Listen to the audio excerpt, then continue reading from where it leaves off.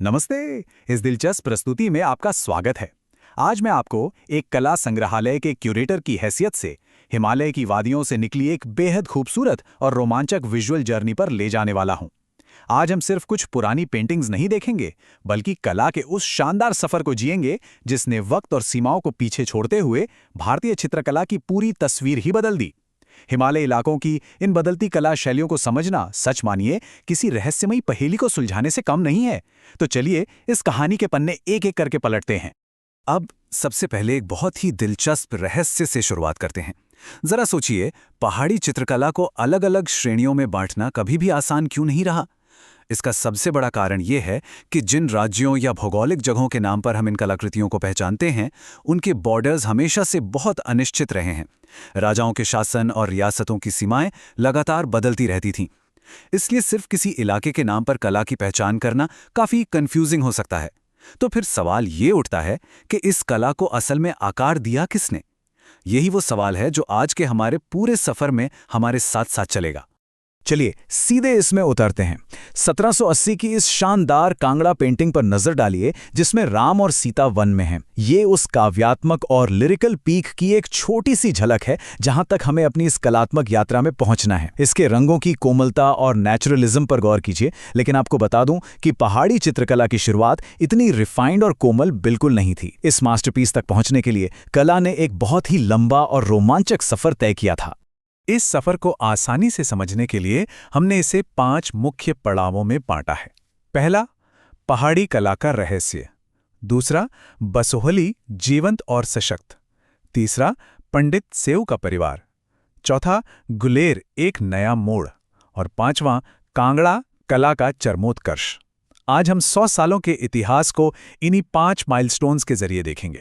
पहला हिस्सा, पहाड़ी कला का रहस्य, भौगोलिक सीमाओं के पार। जैसा कि हमने अभी बात की, बॉर्डर्स के आधार पर कला को बांटना मुश्किल था। यहीं पे मशहूर स्कॉलर बीएन गोस्वामी का एक बहुत ही ब्रिलियंट आइडिया सामने आता है। उनका कहना था कि पहाड़ी चित्रकला में जो बदलाव आए, उसका क्रेडिट सिर्फ अलग अलग राज्यों को नहीं, बल्कि उन टैलेंटेड आर्टिस्ट परिवारों को जाता है जो अपनी कला को लेकर एक राजा के दरबार से दूसरे राजा के दरबार तक सफर करते रहते थे। इसे दिमाग में बैठाने के लिए इस टाइमलाइन को देखिए। 1678 के आसपास बसोहली की एक बोल्ड और वाइब्रेंट स्टाइल से शुरुआत होती है। फिर 1730 के दशक में गुलेर के साथ एक बड़ा बदलाव आता है और आखिरकार 1780 के दशक में कांगड़ा शैली अपने सबसे रिफाइंड और परफेक्ट रूप में सामने आती है। ये 100 सालों का एक बहुत ही क्लियर और खूबसूरत इवोल्यूशन है। दूसरा हिस्सा, बसोहली जीवंत और सशक्त। चलिए सीधे उस दौर में चलते हैं जहां से ये सब शुरू हुआ। 1678 से 1695 के बीच राजा कृपाल पाल के समय में ये शैली निखर कर आई। इसे पहाड़ी कला का पहला सबसे पावरफुल एक्सप्रेशन माना जाता है। सच कहूं तो इस स्टाइल में इतनी गजब की एनर्जी और वाइब्रेंसी है कि कोई भी इसे देखकर पहली ही नजर में इसका फैन हो जाए। अगर आपको बसोहली पेंटिंग्स पहचाननी हो तो बस इन बातों का ध्यान रखिए। वार्म पीले रंग का बैकग्राउंड, बहुत ऊंची होराइजन लाइन, एकदम बोल्ड प्राइमरी कलर्स का इस्तेमाल, पेड़ों और प्रकृति को दिखाने का एक खास स्टाइलाइज्ड तरीका, और सबसे कमाल की बात, गहनों में मोतियों का फील देने के लिए सफेद रंग को थोड़ा उभार कर यानी 3D इफेक्ट में लगाना, ये सब बसोहली स्टाइल के पक्के सबूत हैं। अब जरा उन सभी बारीकियों को इस पेंटिंग में खोजते हैं। ये शांगरी रामायण सीरीज की पेंटिंग है, जहां राम वनवास जाने से पहले अपना सब कुछ दान कर रहे हैं। वो एकदम सॉलिड पीला बैकग्राउंड देखिए, लोगों के चेहरों पर जो हैरानी है वो कितनी साफ दिख रही है। और दाईं तरफ खड़ी उन गायों को देखिए, लंबी गर्दन, एकटक नजरें और खुले हुए मुंह। ऐसा लग रहा है जैसे वो भी समझ नहीं पा रही हैं कि आखिर हो क्या रहा है। बहुत ही पावरफुल स्टोरी टेलिंग है ये। और अब एक ऐसा फैक्ट जो सच में आपका दिमाग घुमा देगा। उस दौर के बसोहली आर्टिस्ट्स इतने ज्यादा क्रिएटिव थे कि पेंटिंग्स में गहनों को सजाने के लिए असली पन्ने या एमरल्ड की चमक दिखाने के लिए वो छोटे छोटे बीटल कीड़ों के चमकीले हरे पंखों का इस्तेमाल करते थे। लिटरली कीड़ों के पंख। जरा सोचिए, एक पेंटिंग में असली चमक लाने के लिए प्रकृति का कैसा जबरदस्त और इनोवेटिव इस्तेमाल किया गया था। ये उनकी जीनियस सोच का बहुत बड़ा सबूत है। इसी शैली का एक और मास्टरपीस यहां मौजूद है। इसमें राम और लक्ष्मण घने जंगल में ऋषि विश्वामित्र के पीछे पीछे जा रहे हैं।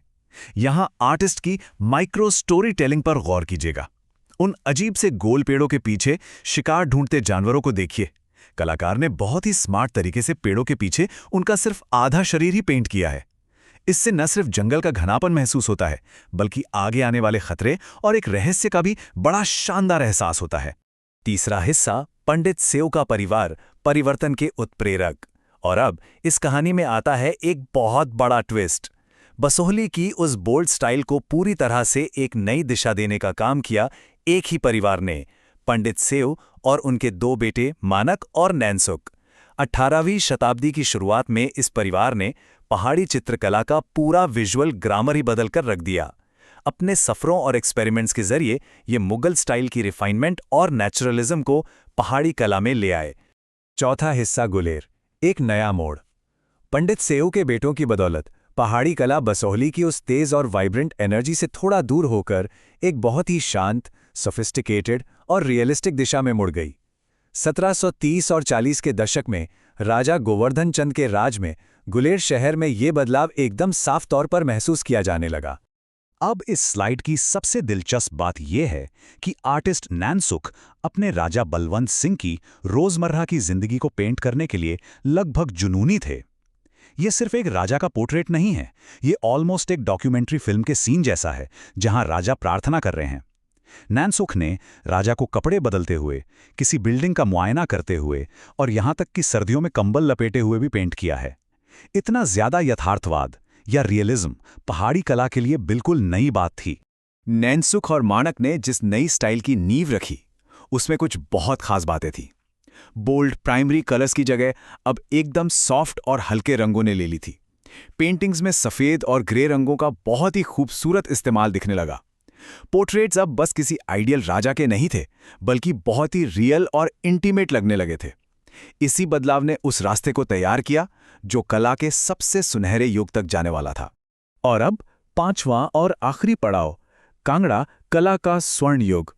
1780 के दशक में राजा संसार चंद के संरक्षण में गुलेर की वो रिफाइंड कला कांगड़ा और व्यास नदी के किनारे अपनी पूरी काव्यात्मक और गीतात्मक ऊंचाई पर पहुंच गई।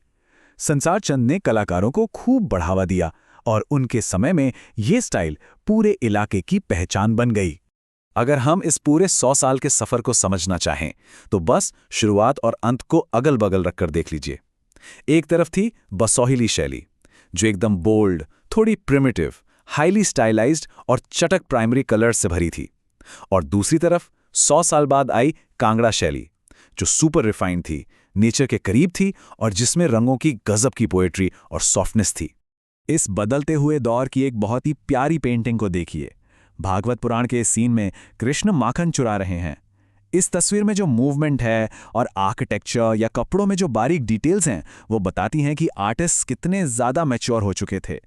ये सिर्फ एक कहानी नहीं बता रही है, बल्कि उस पल की पूरी फीलिंग को कैनवस पर उतार रही है।